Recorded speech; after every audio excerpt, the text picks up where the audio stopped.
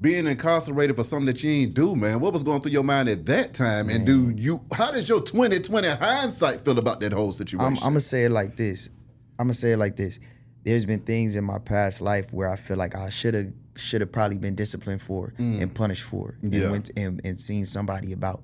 And I ain't saying they legal or not legal. I ain't saying all that. All I'm saying is, you know what I'm saying. But every time that the law was involved in my life, where I was incarcerated for something or went down for something, I never did it. So that showed me immediately that the system is ineffective.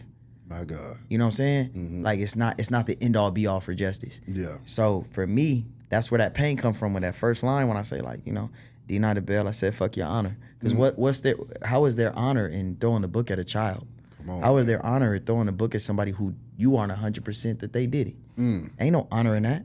Yeah. And then denying them the right to a fair trial, the presumption of innocence, the things that are supposed to be guaranteed to us as rights, as inalienable human rights that are not afforded to people who are of color often, or people who are lower class often. Come on. So that's where that come from for me, where I'm like, nigga, that shit felt like injustice, and that's why I don't play with nobody like that. Like, exactly. You know, like anybody say we wrong or something, even in regular conversation, if somebody is being like mean to somebody and they didn't do nothing to them, I'm like, what's wrong with you? Exactly. Like, I'm on your bumper because that's wrong. Nigga. Exactly. That's crazy. Come on, man. So now, when it comes to just a young man growing up in L.A. trying to pull off what Malcolm pulled off, what advice do you have for him? Because how were you able to steer clear from all of the different trappings of the hood and stuff like that versus I would say the next man? don't do shit I did. Yeah. Do everything opposite, like science, technology, engineering, mathematics, all the square shit that niggas make fun of you for, not fucking all the girls, not doing the drugs, not doing all that shit, bro, is the W.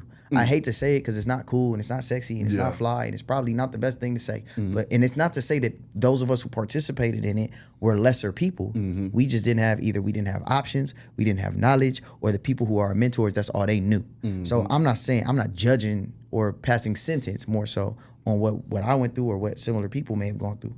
But I will say for the kids who coming up, like, you don't need to do the same mistakes like we did. You don't need to touch the same fire. You have the pathway, the information, the internet. You have us telling you, hey, look, bro, that shit ain't right. Like, that shit ain't cool. Like it ain't, if you're in a situation and you gotta survive, I can't really say much to you except keep your soul. Like, you know how they talk, keep your heart 3 stacks? Like, keep your heart while you in that get out of that as best as you can. Exactly. But if you're in a situation where you're in between survival and thriving, where you could make a choice, if there's a choice available to you, you know, and that's hard to see sometimes, like, come on now. But if there's a choice available, if there is a choice available to you, anybody in the streets, any young person right now, if there is a choice available to you, and it is a choice between something that don't feel like it align with your spirit, and it don't feel right, or something that feel like it's a little like this, it don't, everybody around me saying that this is corny or this is lame or this weak, or but it feel right. It feel like water. It feel like liquor. Liquor feel good for the moment. Water feel good for your body forever. I say choose water. Come on now. In my opinion, just choose water. Choose every time. Try to choose light, even when it's tough, when it's difficult, because that's more gangster than anything. Exactly. To me. In your career up to now, though, Malcolm, I mean, what has been that moment in that time where you felt like you were having a time of your life and you was living out your passion and your dreams, sir? Shit, that shit happen every day. I'm doing it right now. I'm here with you. Come I'm on, here with man. you, B. Come High. on, man. I'm here with you. I mean, no, that's great. So then answer me this, then. When you go from grinding to get it to it becoming a regular occurrence in your life, how does that make you feel, man?